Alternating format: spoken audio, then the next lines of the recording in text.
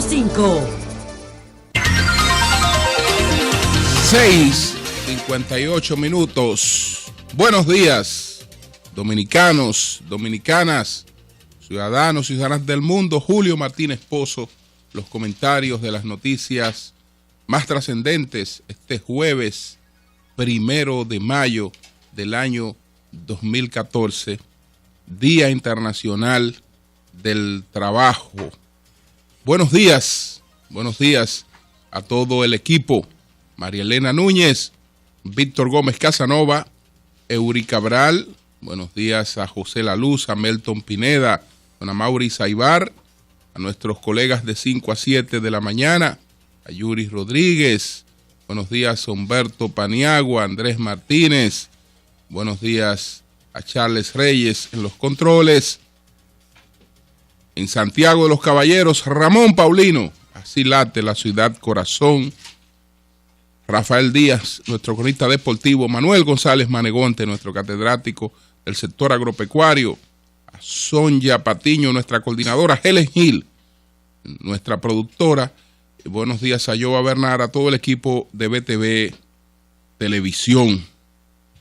Hoy es el Día Internacional del Trabajo, o día, y que nadie se espante por la definición, día de huelga laboral pagada en casi todas partes del mundo, excepción hecha de los Estados Unidos de América.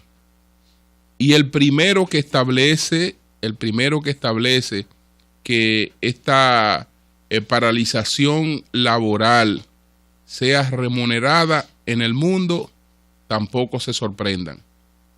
¿Quién es el primero que establece que esta huelga laboral en honor al 1 de mayo sea pagada en todas partes del mundo, que los trabajadores no acudan a sus empleos y reciban un pago por este día?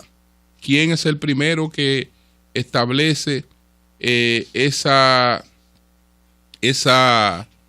situación? El primero que lo hace es Adolfo Hitler. Ese fue el primero que estableció que el día 1 de mayo sea un día laboral, no laboral, pero que sea un día que se le pague a los trabajadores en todas partes del mundo. Las cosas van evolucionando y es importante que hagamos algunas reflexiones en este Día Internacional del Trabajo y que este sea, a Mauri Jaibar, nuestro primer comentario. El sol de la mañana, el sol de la mañana, el sol de la mañana. 7:02 minutos. La historia, yo creo que la gente la conoce. La gente la conoce porque es una historia que la venimos manejando desde hace muchos años y en otros tiempos,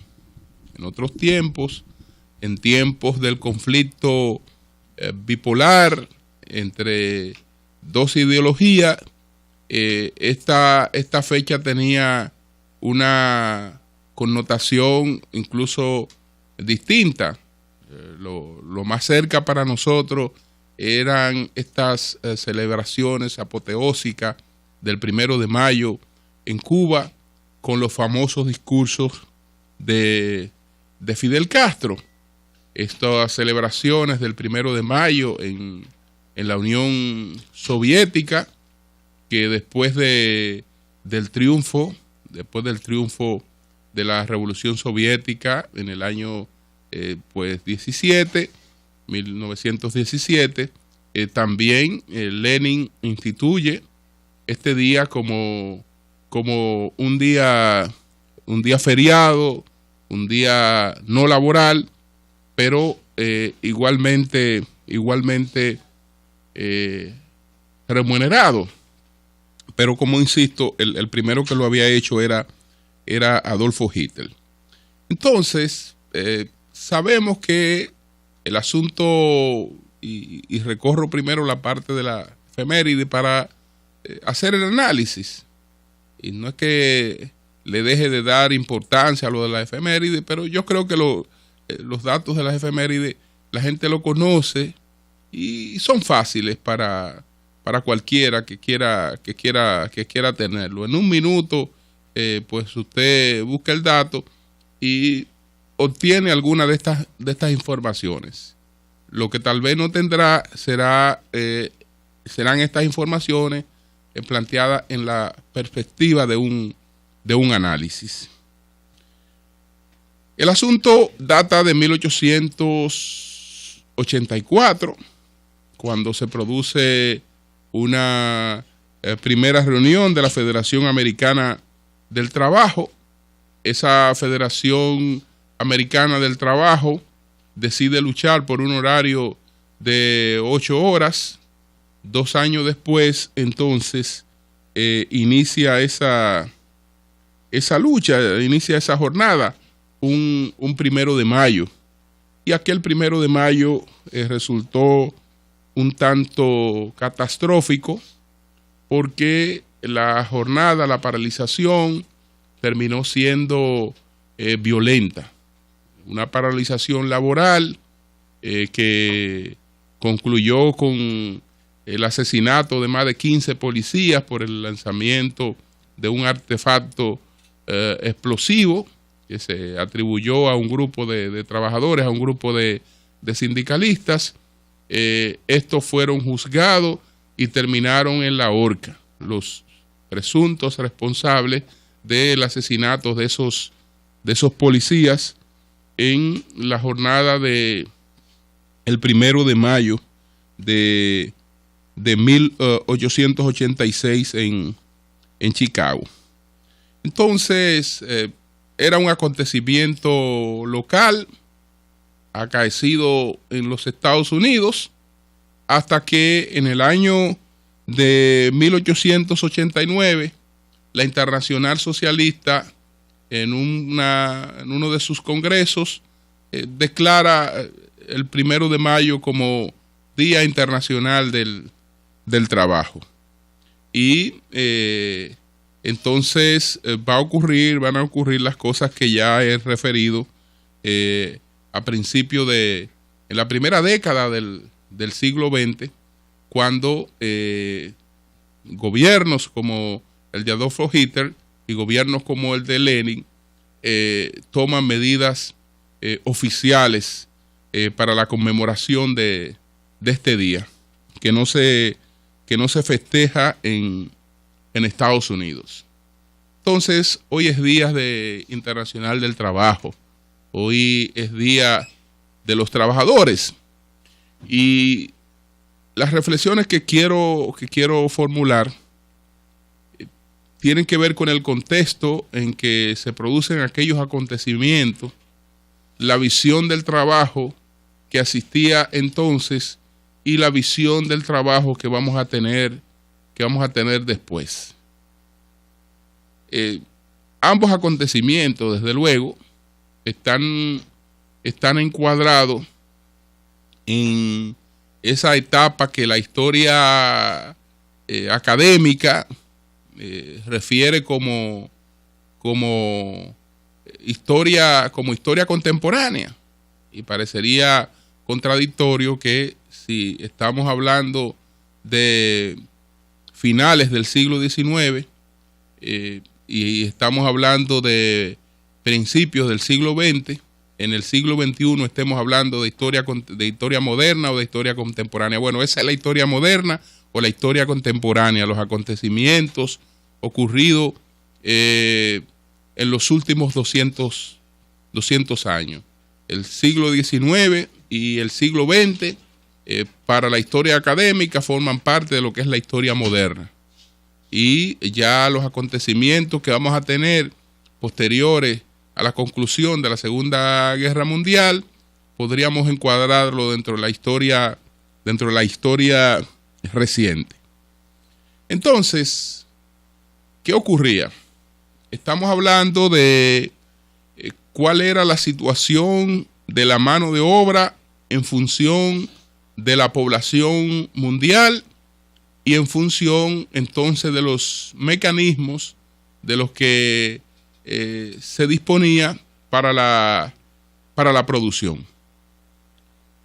Es cierto que ya se había producido la denominada revolución industrial, y que la revolución industrial es uno de los puntos de inflexión que ha marcado no solo el desarrollo de la producción, sino también un crecimiento inusitado de la humanidad. Cuando usted se detiene por etapa, la humanidad ha tenido dos grandes etapas de crecimiento.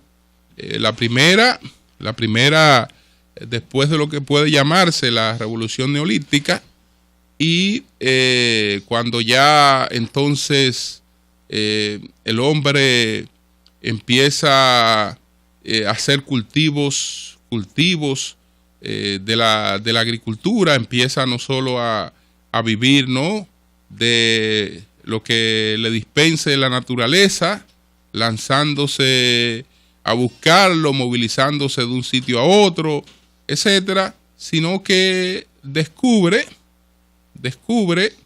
que puede sembrar algunos rubros y que eso le permite una cierta capacidad de almacenamiento, que puede pues administrar los tiempos, y esto va a hacer que ya el hombre se coloque y permanezca en lugares determinados, que no viva con este espíritu constante de movilización, porque también descubre que cercando algunos animales lo puede domesticar, y que con ellos puede también establecer una reserva de alimentación, una reserva energética, si se quiere decir también. Entonces ahí se produce un crecimiento importante de la población mundial. Pero el otro gran crecimiento de la población mundial justamente lo va a marcar la revolución industrial. Pero aunque la revolución industrial es un acontecimiento de finales del siglo XVIII, no es hasta principios del siglo XIX cuando se verán realmente los frutos de la revolución industrial, y entonces se produce pues una explosión en el crecimiento demográfico. Si nos detenemos un poco a ver cuál fue el comportamiento del crecimiento de la humanidad, uno observa que desde el principio de los tiempos, hasta finales del siglo XVIII, no teníamos más, llegábamos a 1.000 millones de personas. Así, pues, recibió el siglo XIX la población mundial, que no llegaba pues a 1.000 millones. No llegaba a 1.000 millones, ni llegaba a 1.000 millones cuando despuntaba o no había iniciado el siglo XX. Y de repente, en una sola década, la década comprendida, que en 1950, 1960, se va a producir pues un crecimiento inusitado de la población mundial. Es decir, que aquella población que en 19 siglos no había pasado de 1.000 millones, en apenas una década, crece y se va a colocar casi en 3.000 millones. Y resulta que después, en las más de 4 décadas que han pasado para finalizar el siglo XX, entonces la población mundial se va a multiplicar por 2. de 3.000 millones de los años 60 a 6.000 millones. Así finaliza el siglo XX y entonces tenemos este crecimiento inusitado de la población mundial. ¿Por qué relaciono trabajo con población? Porque, desde luego, esto da una cantidad y una disponibilidad de mano de obra que cambia la naturaleza del trabajo y la naturaleza de muchas cosas.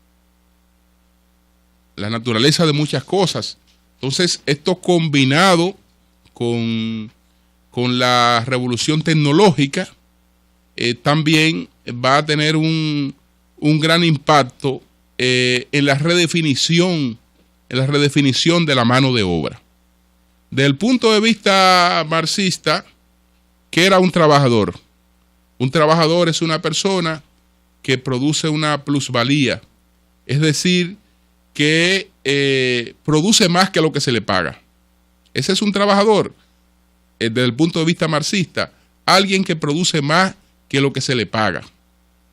Sin embargo, en la revolución tecnológica, esa persona no va a producir más que lo que se le paga sin el auxilio de la tecnología, sin el auxilio de las maquinarias.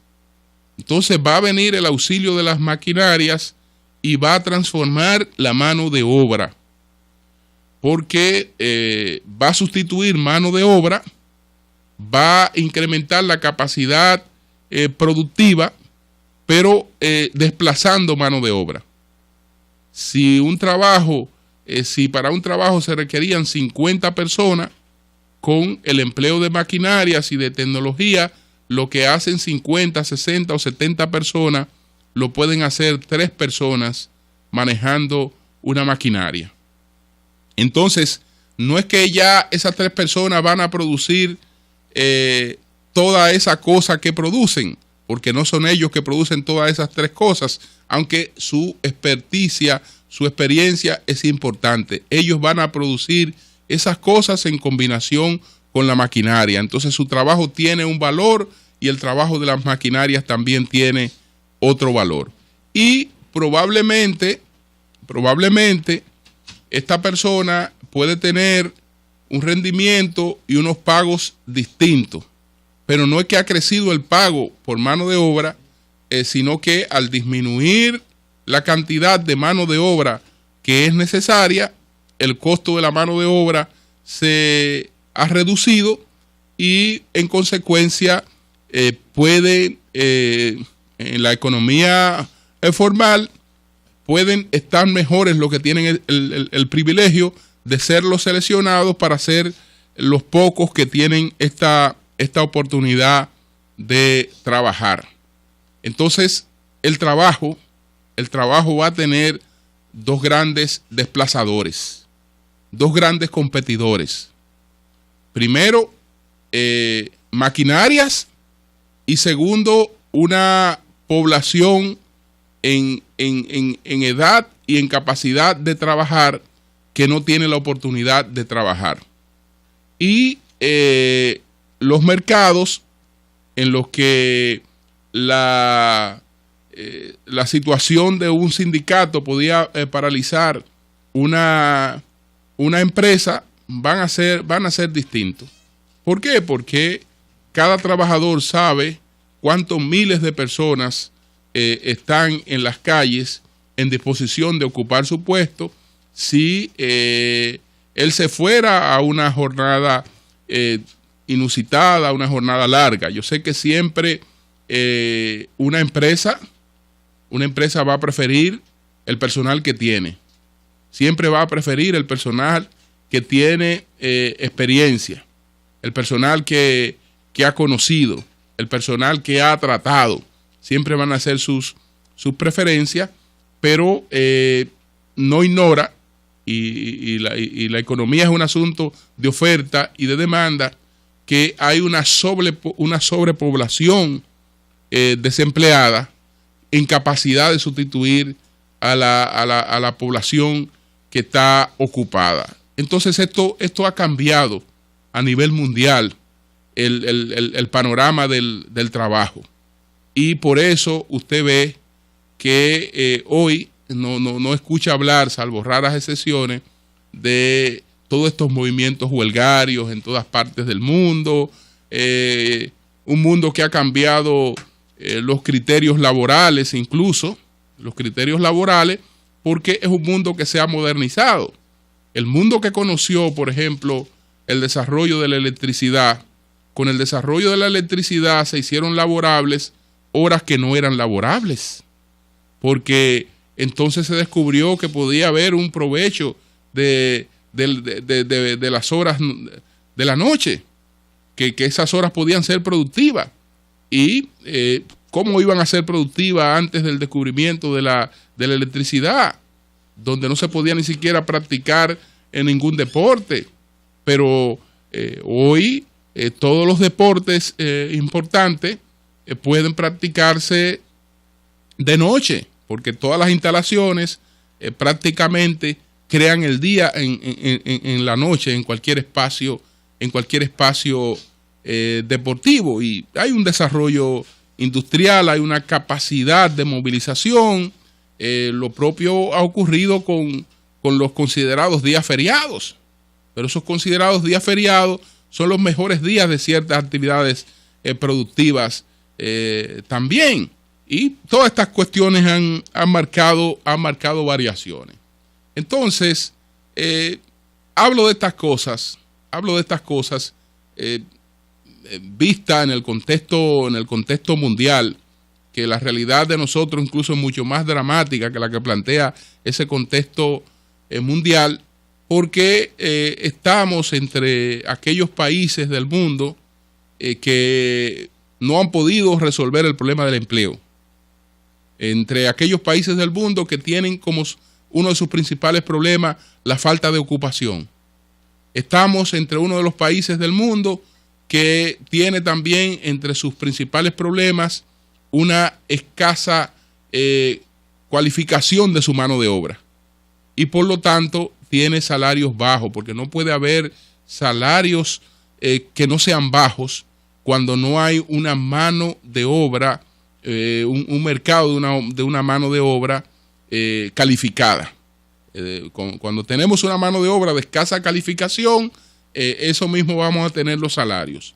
Pero a la escasa calificación de esa mano de obra, entonces también se suma, para agravar los problemas del mercado laboral dominicano, la presencia de una mano de obra ilegal que en sentido general contribuye con una disminución de la calidad de vida del trabajador, porque provoca una disminución drástica, ¿no?, en la calidad de vida del trabajador. Y ayer hablábamos de la charla que pronunció en la República Dominicana el profesor George J. Borges de la Universidad de Harvard, que estuvo pues aquí invitado por la Pucamaima y la Universidad Nacional Pedro Enríquez Ureña.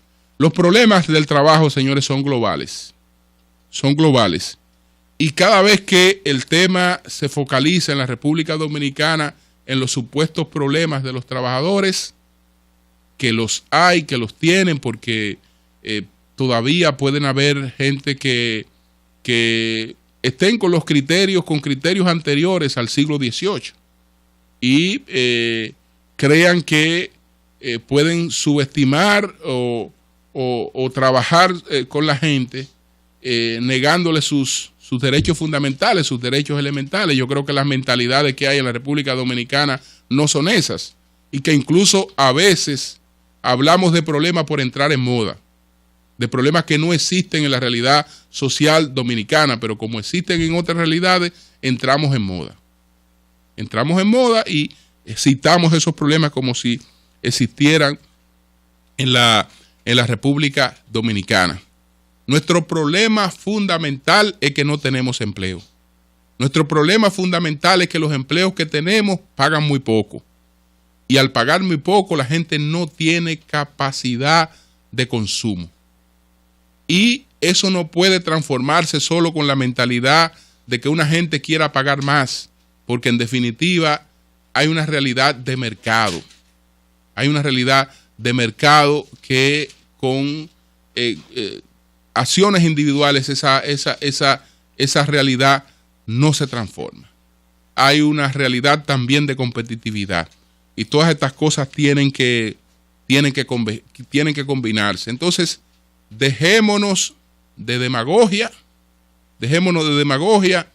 que un día como este para nosotros es un día triste, no por la tragedia de Chicago, sino porque nuestra gente no ha podido conseguir un empleo decente, porque nuestra gente no tiene ingreso decente, porque nuestra gente no ha podido resolver lo que países en desarrollo resolvieron hace tiempo, y por eso nuestra gente no tiene una calidad de vida adecuada. Son las 7:24 minutos. El sol de la mañana. El sol de la mañana. Me quiero referir a las reuniones del ingeniero Miguel Vargas Maldonado, presidente del PRD, y del expresidente Hipólito Mejía. Y quiero advertir una cosa.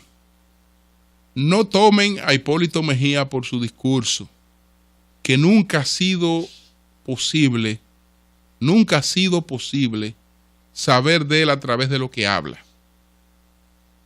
Nunca ha sido posible saber de Hipólito a través de lo que Hipólito habla. Hay que tomarlo más bien por las acciones. Y estos encuentros, señores, hay que tomarlo por lo que representan y por lo que significan.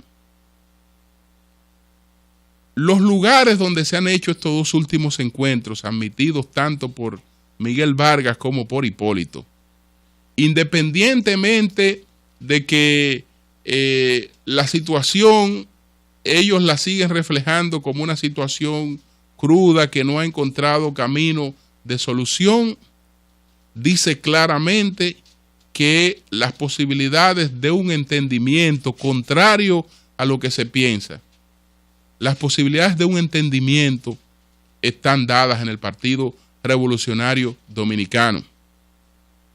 Están dadas las posibilidades de un entendimiento en el Partido Revolucionario Dominicano.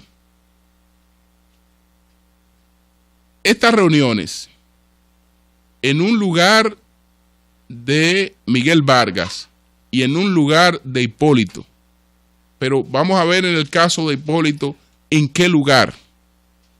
¿En qué lugar? En la casa de su hijo Ramón Hipólito Mejía. En la casa de su hijo Ramón Hipólito Mejía. Aunque usted después escuche y vea declaraciones en las que aparentemente las cosas no han progresado, no se lleve de eso. No se lleve de eso. Que esas declaraciones pueden ser parte de la discusión. Y es más, yo aseguro que son parte de la discusión. Porque no se dan dos reuniones seguidas y dos reuniones en lugares como esto, la casa de Ramón Hipólito, la casa de Peggy Cabral, sin que no se hayan producido avances en esas conversaciones. Sin que no se haya producido avances en esas conversaciones. Entonces, ¿de qué usted se va a llevar? De que salido de allí o a 3 horas de haber estado en un encuentro, Hipólito Mejía diga cualquier cosa sobre Miguel Vargas. ¿Y qué tal si eso es parte de los acuerdos? Si eso es parte de los acuerdos. ¿Por qué? Porque ambos líderes y sobre todo Hipólito, tiene un liderazgo que conservar. Y tiene un liderazgo que conservar en sectores que son muy críticos frente a Miguel Vargas Maldonado. Y si Hipólito baja la guardia frente a Miguel Vargas Maldonado, asimismo baja su liderazgo y baja su influencia en esos sectores que son críticos frente a Miguel Vargas Maldonado. Y un tercero entonces asume el liderazgo de ese sector. Entonces, aquí ocurre, como ocurría en el Congreso, que ya algunos lo han dejado de hacer porque se les han quedado muy evidente que usted como diputado o usted como senador, su compromiso con proyectos que usted no puede suscribir ante la opinión pública, su compromiso era establecer el quórum. Su compromiso era establecer el quórum. Entonces resulta que se va a conocer el proyecto tal y usted va al Congreso. Y usted va al Congreso a rechazar ese proyecto. Y usted va al Congreso a pronunciarse contra ese proyecto. Y que bien, usted está quedando muy bien ante la opinión pública, porque el proyecto puede tener un impacto negativo ante la opinión pública y usted ha ido a rechazar ese proyecto, cuando la gente tal vez no sabe que su compromiso fue hacer el quórum para que el proyecto se apruebe. Y ya ustedes ven cómo se pueden manejar discursos distintos, haciendo cosas que son las que la gente ignora que se están haciendo. Entonces, puede ser que en el ánimo de estas conversaciones a Miguel Hipólito le haya dejado claro que le va a seguir dando su fundazo públicamente. Le va a seguir dando su fundazo públicamente porque él no va a dejar de ser la cabeza, de ser el líder de esos sectores que son críticos frente a Miguel Vargas Maldonado. Pero mientras eso está ocurriendo, señores, es evidente que, aunque no se quiera ver, hay un camino de unidad que se está recorriendo en el Partido Revolucionario Dominicano, y eso, queridos amigos que ven la política de otro lado, eso es sumamente preocupante para otras estrategias. Sumamente preocupante, porque ese partido unido es el diablo. Cambio fuera.